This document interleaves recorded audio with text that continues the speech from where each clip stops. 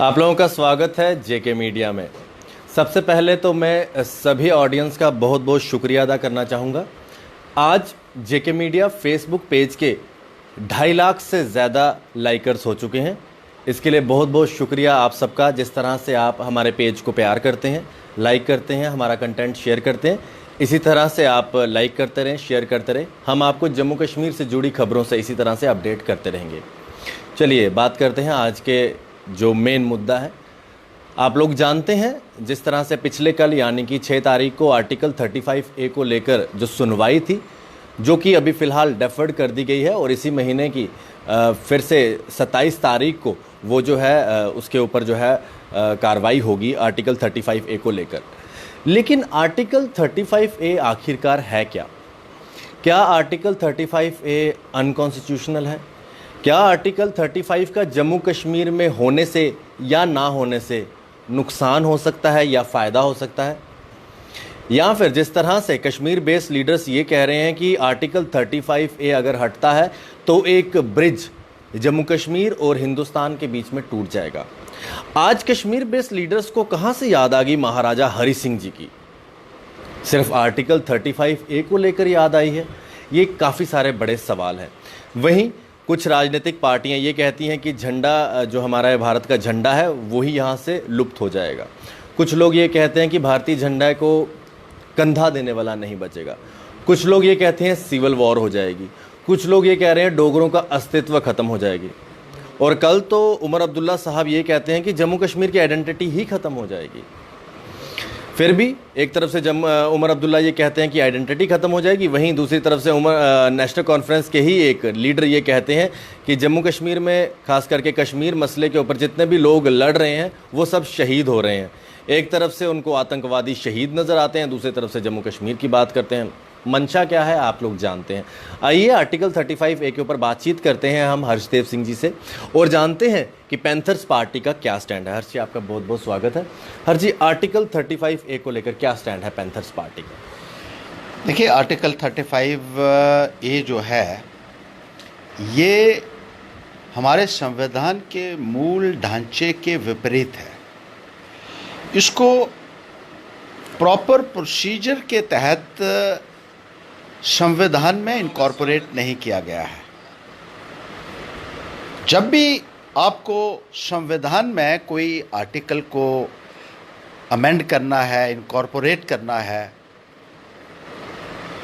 कोई भी उसमें मॉडिफिकेशन करनी है, तो सिर्फ पार्लियामेंट ही उसके लिए कॉम्पिटेंट है।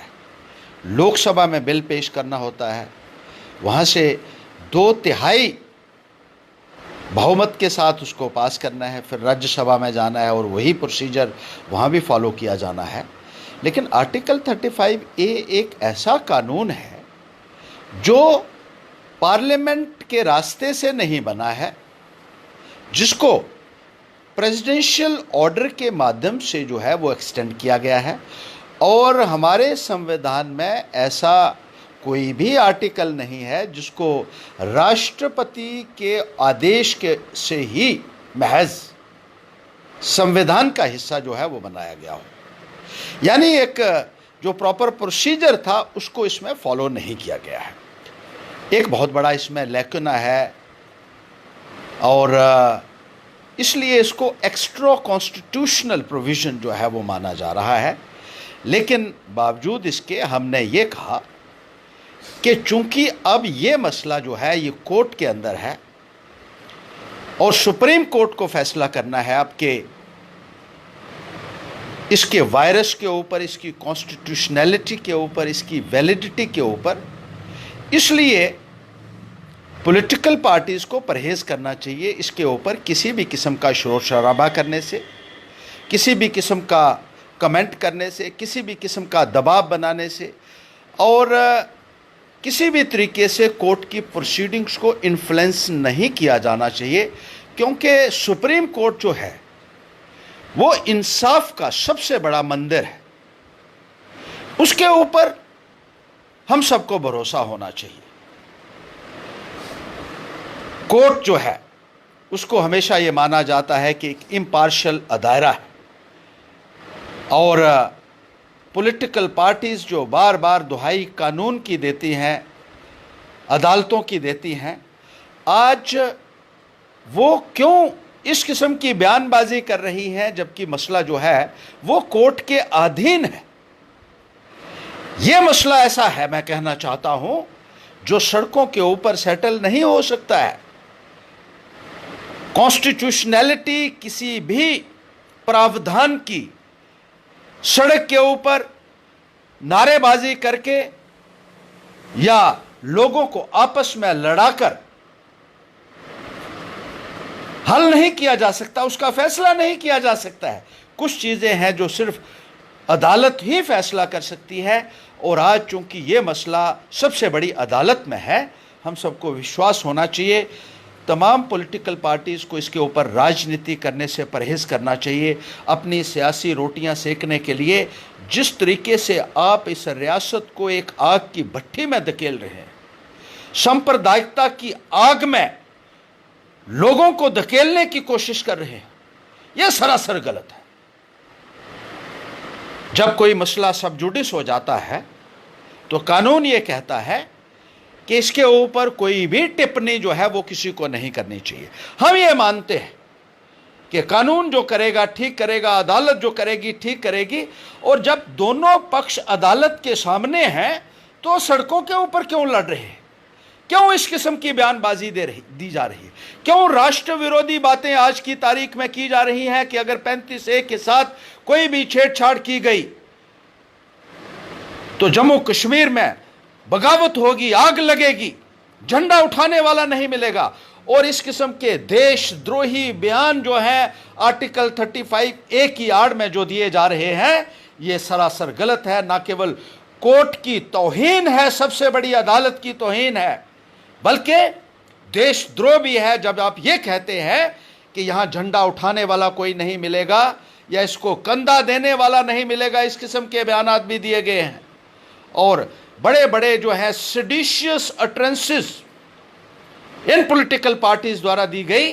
इसका मैं कहना चाहता हूं कि सुप्रीम कोर्ट को भी संज्ञान लेना चाहिए और एक रोक लगानी चाहिए इन तमाम पॉलिटिकल पार्टीज के ऊपर जो कोर्ट की प्रोसीडिंग्स को इन्फ्लुएंस करने की जो है वो कोशिश कर रही हैं। ये सरासर गलत है और हमें कोर्ट के ऊपर पूरा भरोसा होना चाहिए, पूरा विश्वास होना चाहिए। हर जी वहीं इस टाइम जो पूरे देश में बड़ी डिबेट है वो एनआरसीज की जो हो रही है। असम में आप जानते हैं 40 से 50 हज़ार जो बाहर के रोहिंग्याज बांग्लादेशी आके बसे हैं। सेम पोजीशन जम्मू में भी है। आप पैंथर्स पार्टी हर बार प्रदर्शन करती है, डिपोर्ट करने की बात की जा रही है रोहिंग्याज को। 10,000 से ज़्यादा रोहिंग्याज हैं, आप अच्छे से जानते हैं। होम मिनिस्ट्री द्वारा ये कहा गया कि इनको इकट्ठा रखा जाए, इनको कहीं पे भी ये स्प्रेड नहीं होने चाहिए, फैले हुए नहीं होने चाहिए। लेकिन आप जम्मू की बात देखें तो बठिंडी में, राजीव नगर, कासिम नगर, छन्नी, सांबा, बड़ी ब्राह्मणा और भी काफ़ी सारे इलाके, भगवती नगर, इन सब इलाकों में ये जो है फैले हुए हैं। होम मिनिस्ट्री द्वारा कहा गया कि इनको इकट्ठा रखा जाए, जल्द से जल्द बताया जाए कि इस तरह से इनको डिपोर्ट करना है।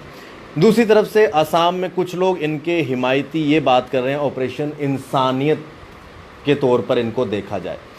वहीं होम मिनिस्ट्री ये कहती है कि हमारे लिए प्रायोरिटी है हमारे सिटीजन्स, हमारे इंडियंस। क्या लगता है आपको, आपकी भी काफ़ी देर से मांग है, क्या एनआरसी के तर्ज पर यहाँ पर भी इसी तरह की वेरिफिकेशन लागू नहीं होनी चाहिए? देखिए, बहुत लाजमी है वेरिफिकेशन होना, और ख़ास तौर पर जम्मू कश्मीर जैसी रियासत जो बहुत ही संवेदनशील है।